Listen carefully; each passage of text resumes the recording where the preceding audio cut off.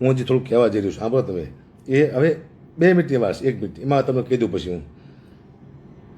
અને પછી આ સત્ય સામે આવે તો તમે પાછા અડગ રહેજો. જે મને ગાયું દેતા હતા ને એ ગાયું દેજો. મારે બાપા તમારા આશીર્વાદ નહીં જોતા, તમારી ગાયું મારી માટે બહુ મહત્વની છે. આપ મને ગાયું દેજો, કારણ કે હું લાયક છું ને એ ગાયુંને. શું કરવા? મેં સારું કામ કર્યું, ખેડૂત માટે લડ્યો, એટલે મારે ગાયું ખાવી પડશે. હવે કોઈ વ્યક્તિ નહીં આવે આવા સત્યમાં, કોઈ વ્યક્તિ મદદ નહીં કરે, કોઈ પણ કલાકાર. હવે કલાકાર સાહેબ, જો આટલું મેં કર્યું, મને કોઈ કલાકારનો ફોન કલાકારે નથી કીધું વિડીયો બનાવીને કે કાકા મેં તમારા સપોર્ટમાં છીએ, તો હું હવે કોની આશા રાખું? કલાકારોએ પણ મને નથી કીધું, એ કહી દઉં પાછું કાકા મેં તમારા સપોર્ટમાં છીએ. મારા સપોર્ટમાં ખાલી મારી મા હતી, બીજું કોઈ હતું નહીં. તમારો વિશ્વાસ હતો અમુક વ્યક્તિનો, એને મને છોડી દીધા. હું સરકારનું ખરાબ નથી બોલ્યો, સરકારનું એમ વિનંતી કરી કે ન્યાય આપો એમ. કદાચ હું સરકારનું ખરાબ બોલ્યો હોત તો મારી હાલત શું થાત? તમે તો મને મૂકી દેત, હું ક્યાં જાત ભાઈ? એટલે મેં સરકારને એમ જ કીધું ન્યાય આપો, ન્યાય આપો. બાકી આદેશ, મેં સરકારને આદેશ કર્યો હોત તો મારું શું થાત? તો સરકાર પણ આ જોતી છે ને કે હકાબા ગઢવી ન્યાય આપવા માટે આવ્યો છે, એ સરકારના વિરોધમાં નથી આવ્યો. હું તો ન્યાય આપવા માટે, તમારો અવાજ સરકાર સુધી પહોંચાડવા માટે આવ્યો હતો. એ મેં પહોંચાડી દીધો, સરકારે સાંભળ્યો અવાજ મારો, અને કંઈક હલનચલન પણ થયું. ભાઈ, હું આંદોલન તોડાવવાનો માણસ નથી, હું તો આંદોલનને હેલ્પ કરવા માટે આવ્યો હતો સાહેબ. હાજી, હું આખી રાત જાગ્યો છું. શું લેવા? ખેડૂત સૂઈ ના જાય, ખેડૂતને જગાડવા માટે. ખેડૂત આપ જાગજો, આપ જાગજો.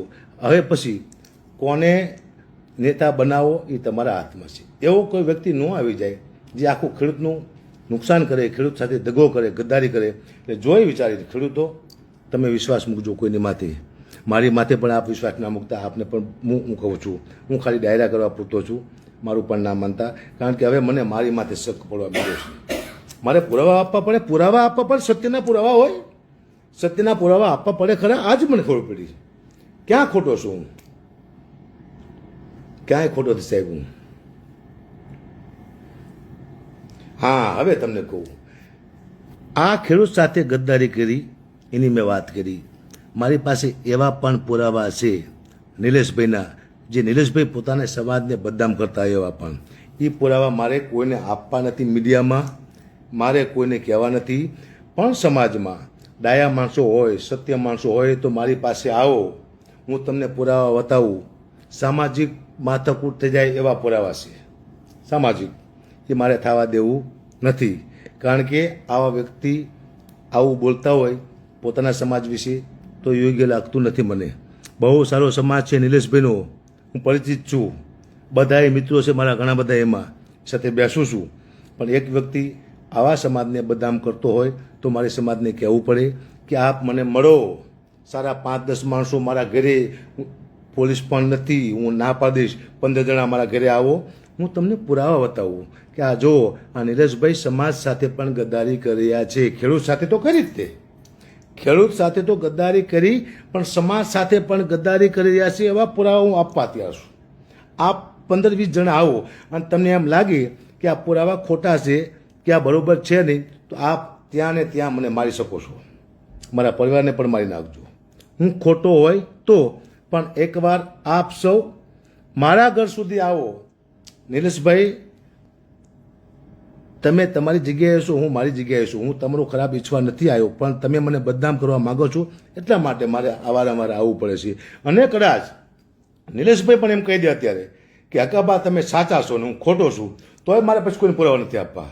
આ પુરાવા ક્યાંય મારા અંદર દફન થઈ જાય છે. પણ હું થોડોક ટાઈમ બહાર જોઈ રહ્યો છું આપની, કે આપ મારી પાછે આવો નિલેશભાઈના સમાજમાંથી. કારણ કે મને તમે જ સત્ય સાબિત કરી શકશો. નિલેશભાઈ તો મને બદનામ કરી નાખ્યો છે, તમે જ કહી શકશો કે હકાબા સત્ય છે. આટલું જ મારે સાંભળવું છે કે નિલેશભાઈ ખોટા છે અને હકાબા સત્ય છે. આટલું તમે મને આવીને કહી દો પુરાવા જોઈને, તો હું રાજી થઈશ. બહાર જોઉં છું હું તમારી, પછી 2-3 દિવસ પછી કદાચ મને એવું લાગશે કોઈ એમાં ધ્યાન ન આપ્યું તો હું ખુલ્લે આમ પુરાવા બહાર પાડી દઈશ. તો આમાં ઘણી બધી બદનામી થાય એવું છે સામાજિક. એટલે આપ સૌ જાણતા હશો હું શું કહેવા માગું છું. આપ એટલે આપને વિનંતી, આપ પધારો મારી પાસે. સમિતિને પણ કહું છું એકવાર મારી મુલાકાત લો, હું તમને બતાવું. સમાજને નુકસાનકારક, ખેડૂતને નહીં, હવે પુરાવા છે સમાજને નુકસાનકારક છે.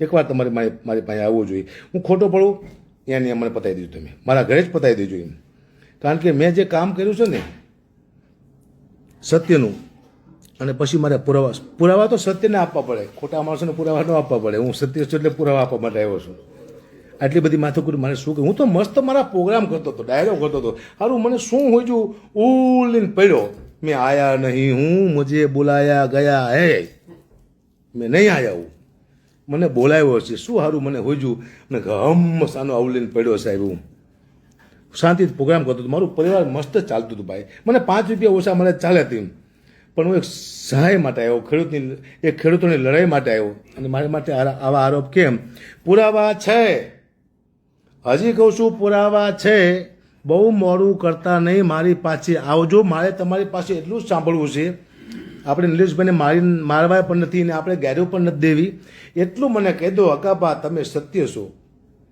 અને ઓલો માણસ ખોટો છે મારા પુરાવા જોયા પછી સમાજને હું મારા સમાજને એટલા લેવલમાંથી લઈ જવા માગું છું તો નિલેશભાઈને પણ ખબર પડવી જોઈએ કે આપણા સમાજને ઊંચા લેવલમાંથી લઈ જવાય સમાજને નીચો ન પડાય આ નીચો પાડવાના પુરાવા છે મારી પાસે